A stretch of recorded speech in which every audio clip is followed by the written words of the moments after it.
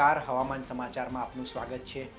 રાજ્યના ખેડૂતો માટે માઠા સમાચાર સામે આવ્યા છે। હવામાન વિભાગે આજથી 5 દિવસ સુધી ગુજરાતમાં ભારે વરસાદની આગાહી આપવામાં આવી છે। ત્યારે કયા વિસ્તારમાં કેટલો વરસાદ વરસશે તેની વાત કરીશું।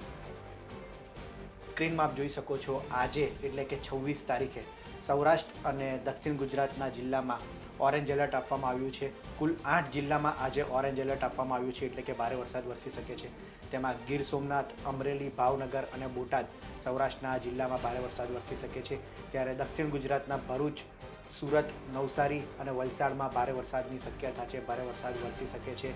આટલા 8 જિલ્લામાં ઓરેન્જ એલર્ટ આપવામાં આવ્યું છે। જે કાંઠાના વિસ્તાર છે, ખાસ કરીને ગીર સોમનાથ, અમરેલી, ભાવનગર, આ બધા દરિયાઈ સીમાને અડીને આવતા વિસ્તાર છે, ત્યાં હવામાન વિભાગની આગાહી પણ હતી અને ભારે પવન સાથે વરસાદની આગાહી કરવામાં આવી હતી અને માછીમારોને પણ દરિયો ન ખેડવા માટે સૂચના આપવામાં આવી હતી। આ જ પ્રમાણે દક્ષિણ ગુજરાતના સુરત, નવસારી, વલસાડ, આ બધા કાંઠાના અડતા વિસ્તાર છે, તેમાં ભારે વરસાદની આગાહી આપવામાં આવી છે। જ્યારે અન્ય વિસ્તારની વાત કરીએ તો સૌરાષ્ટ્રમાં જૂનાગઢ, પોરબંદર, રાજકોટ, સુરેન્દ્રનગર, અમદાવાદ, આમાં યલો એલર્ટ છે।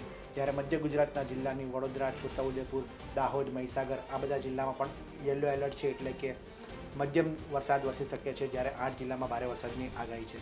આગળ વાત કરીશું આવતીકાલે, એટલે કે 27 તારીખે પણ ગીર સોમનાથ અને અમરેલી, આ બે જિલ્લામાં ઓરેન્જ એલર્ટ આપવામાં આવ્યું છે, એટલે કે આવતીકાલે આ બે જિલ્લામાં પણ ભારે વરસાદ વરસી શકે છે। જ્યારે સૌરાષ્ટ્રના અન્ય જિલ્લામાં ઓરેન્જ એલર્ટ છે। સૌરાષ્ટ્ર અને કચ્છના મોટાભાગના વિસ્તારમાં એ યલો એલર્ટ છે, એટલે કે આ બધા વિસ્તારમાં પણ છૂટો છવાયો વરસાદ વરસી શકે છે।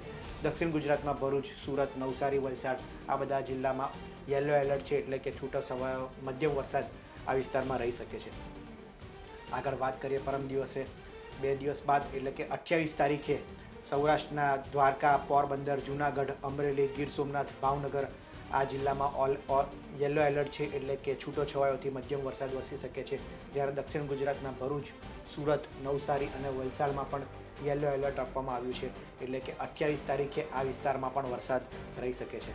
આગળ વાત કરીશું 29 તારીખે, 29 ઓક્ટોબરે દ્વારકા, પોરબંદર, જૂનાગઢ, ગીર સોમનાથ, અમરેલી, ભાવનગર, આ વિસ્તારમાં વરસાદ વરસી શકે છે। યલો એલર્ટ હવામાન વિભાગ દ્વારા આપવામાં આવ્યું છે।